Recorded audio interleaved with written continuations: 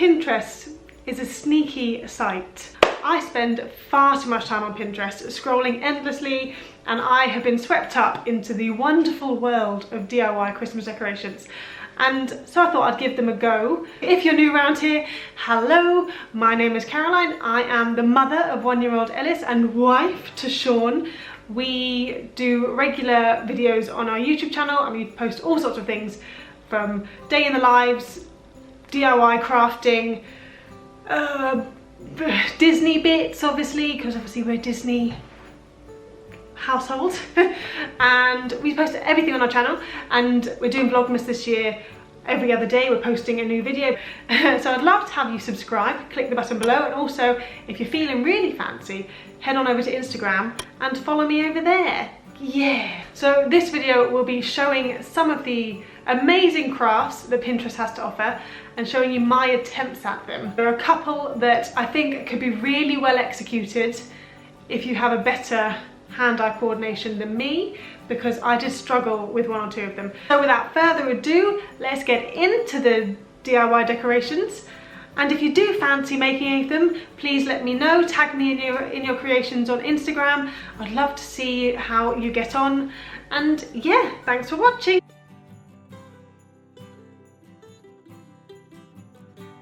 For this super easy craft, all you need is a big vase, some baubles and some fairy lights, and if necessary, a kitchen roll tube or maybe some toilet roll tubes sellotaped together. If you don't have enough baubles, you can always put a kitchen roll in the middle, and that will help with bulking out the vase, but I did have enough baubles, so I didn't need the tube in the end. So then all you're going to do is just position your fairy lights inside the vase. Do this first, because if you try and do it second, like I did the first time, it doesn't work. So put your fairy lights into the vase and then tip in your baubles. I kept the strings of my baubles because I may use them on a Christmas tree next year, so I didn't want to waste all the strings. But obviously, if you want to use this as a centerpiece forever, then you won't need to keep the strings on.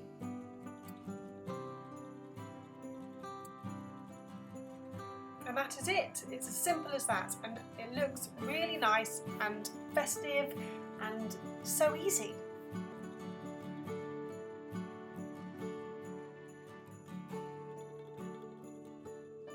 For the second craft, again super easy. All you need is some Scrabble tiles. I bought these off of eBay, and some hot glue and some twine. It's as simple as just going through your Scrabble tiles and positioning words that you associate with Christmas. So I did do one with our names on it because I thought that'd be nice to have a personalised one. I also did a merry and bright one. I did want to do a ho ho ho ornament, but unfortunately I didn't have enough H's in my Scrabble piles, so I couldn't do the ho ho ho. So maybe next year I will do it again. Once you've figured out how you want your ornaments to look, you just hot glue the tiles together and then hot glue some twine to the back of them, and hey presto. But this is the easiest DIY ever, and it's so nice, and I think it's such a lovely little gift to give to people as well.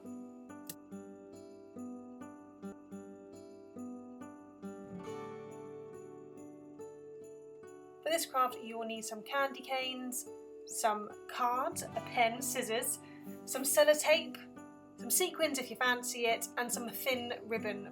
My ribbon here was far too big, and so I couldn't use it in the end.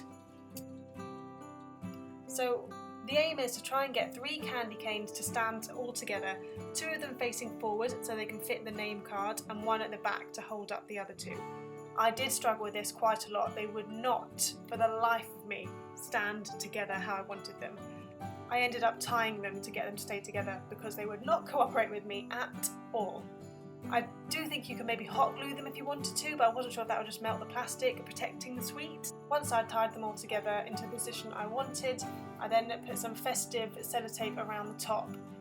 And then I just measured out a piece of card to fit inside the curve of the candy cane, and then I wrote down my name in a really fancy font. I've never ever done this font before in my life, and I'm quite proud with how it turned out, I must say. And then stuck on some sequins to make it look even more fancy. And then there we are. As you can see here, I did try the ribbon and it looked ridiculous, so we just didn't bother with that bit.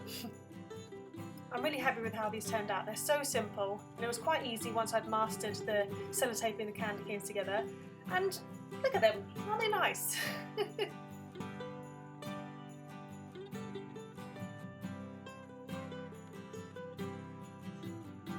For this you need some candlesticks. I got all of mine on auction at eBay and they were not expensive at all, so I highly recommend going there if you want any candlesticks.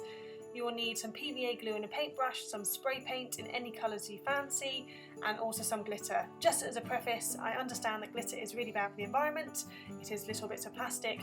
I did buy this a long time ago before I realised that glitter was plastic. I know now you can get biodegradable glitter. Once I've finished with all this glitter, I will be looking at biodegradable glitter. Just had to say that. So first of all, I washed these candlesticks to make sure there's no dust on them.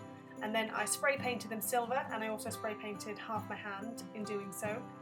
I also then spray painted the bases of the other candlesticks gold. I wanted to keep the black stalk bit, so just the bottom was spray painted gold. Once the spray paint had dried, I then covered it in PVA glue and then covered them in glitter. I really liked how the silver spray paint looked on these candlesticks, so I didn't want to cover them all in glitter, so I just did the bases, and I'm really happy with how it turned out.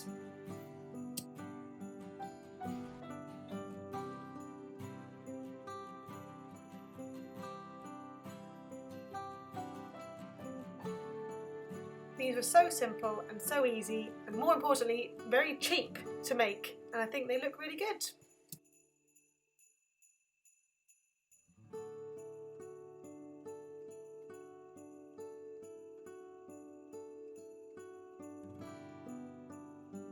If you are Disney people like me and Sean, you may have a pile of Disney maps sitting in your cupboard somewhere, not knowing what to do with them.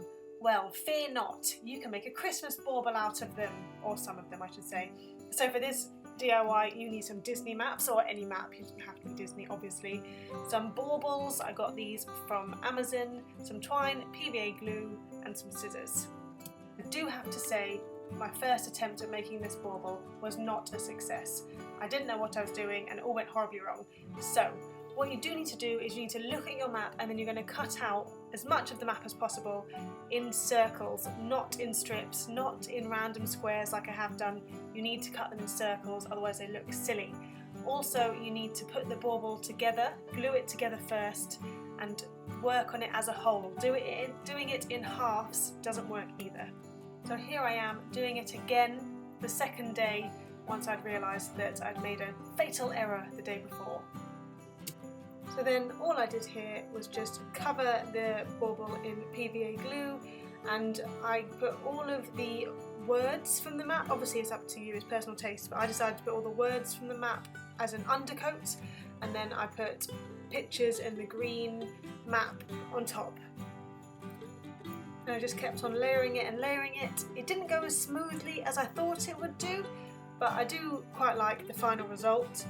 It did take a while though. You do have to wait for coats of PVA glue to dry before you can add more. So I just hung it up using a safety pin, and I put it on my airer and left it to dry for a few hours between coats. And it's not as seamless as the Pinterest picture is, but I am very happy with it. And this one here is of Hollywood Studios, and I think I will be making a few more for all of the parks.